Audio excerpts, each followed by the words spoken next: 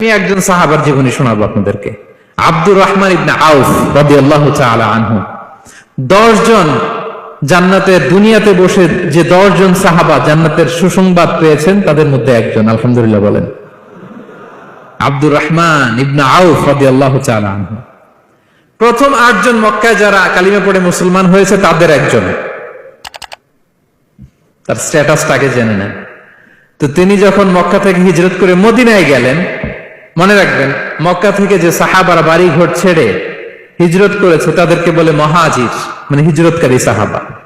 আর মদিনাতে যে সমস্ত সাহাবারা তাদেরকে রিসিভ করেছেন তাদেরকে বলে আল আনসার, মানে সাহায্যকারী সাহাবা। তো যারাই হিজরত করে মক্কা থেকে মদিনায় যেত, বিষ্ণু ইসা ইসলাম মদিনার কোন সাহাবীর সাথে তার ভাই পাতিয়ে দিতেন, আল মুআখাত, ব্রাদারহুড করে দিতেন, দায়িত্ব দিতেন যে তুমি এই সাহাবীকে দেখবে। তা আব্দুর রহমান ইবনে আউফ রাদিয়াল্লাহু তাআলা আনহু যখন হিজরত করে গেলেন, তার দেখভাল করার জন্য যে সাহাবীর দায়িত্ব পড়ল তার নাম হচ্ছে সাআদ ইবনে রাবী', আনসারী সাহাবী রাদিয়াল্লাহু তাআলা আনহু। বিষ্ণু বললেন, সাআদ, আব্দুর রহমান ইবনে আউফ তোমার ভাই, ভাই বানিয়ে দিলেন। কি বানিয়ে দিলেন? তুমি তাকে টেক কেয়ার করবে, সে হবে তোমার মেহমান। সুবহানাল্লাহ। সাআদ ইবনে রাবী' রাদিয়াল্লাহু তাআলা আনহু তিনি আব্দুর রহমান ইবনে আউফকে ডেকে নিয়ে গেলেন, ঘরে নিয়ে গেলেন মেহমানকে, এবং বললেন, ইয়া সাআদ ইন্নী আকসারুল আনসারি মালান। হে সাআদ, তুমি চিন্তা করো না, তুমি মনে করো না যে তোমার ভরণ পোষণ দিতে আমার কষ্ট হবে। আমি মদিনার সবচাইতে বড় বিজনেস ম্যাগনেট, সবচাইতে বড় বিজনেস ম্যাগনেট আমি। No tension, don't worry about it. Tension নিও না, আসো, তোমার জন্য আমার কি প্রপোজাল শোনো। ফাআকসিমু লাকা নিসফা মালি, আমার যত সম্পদ আছে আমি অর্ধেক তোমার দিয়ে দিব। সুবহানাল্লাহ। এত আসতে আপনার বাড়িতে কেউ মেহমান হলে করতে পারবেন এরকম? আল্লাহ, কেমন প্রেরণার বাতি ঘর তারা।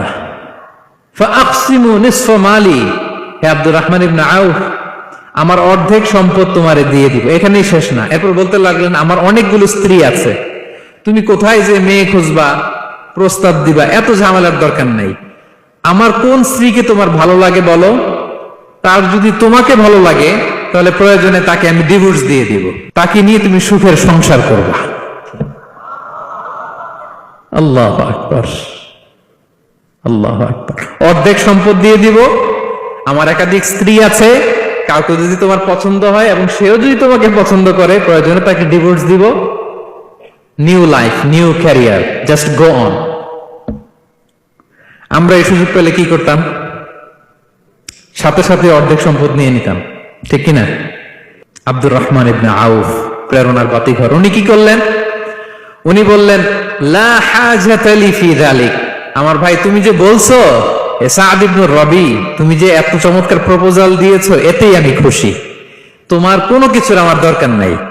বারাকাল্লাহু লাকা ফি আহলিকা ওয়া মালিক। আল্লাহ তোমার সম্পদে বরকত দেখ, আল্লাহ তোমার পরিবারেও বরকত দেখ। তবে একটা কষ্ট করতে হবে, সেটা কি? আব্দুর রহমান ইবনে আউফ বললেন, দুল্লানি ইলা সুক, just show me the way to market. মদিনার বাজারটা কোথায় এটা একটু দেখায় দাও। আমি নতুন মানুষ, পথঘাট চিনি না। দুল্লানি ইলা সুক, just show me the way to market of Medina. মদিনার বাজারটা কোন রাস্তা একটু দেখায় দাও। আল্লাহু আকবার। সাআদ ইবনে রাবী বললেন, এই তো মদিনার বাজার। উনি যে কিছু ঘি কিনলেন, পনির কিনলেন, কিনে বিক্রি করলেন, প্রফিট করলেন। ওই প্রফিট দিয়ে আরো বেশি করে কিনলেন, আবার বিক্রি করলেন, প্রফিট, আবার বিক্রি করলেন, profit.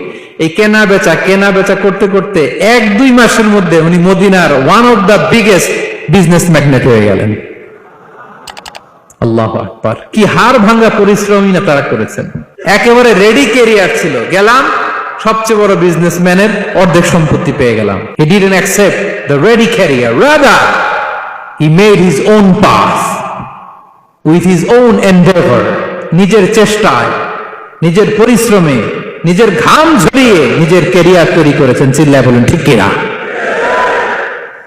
This is the biography of Abdul Rahman ibn Auf radiyallahu ta'ala anhu.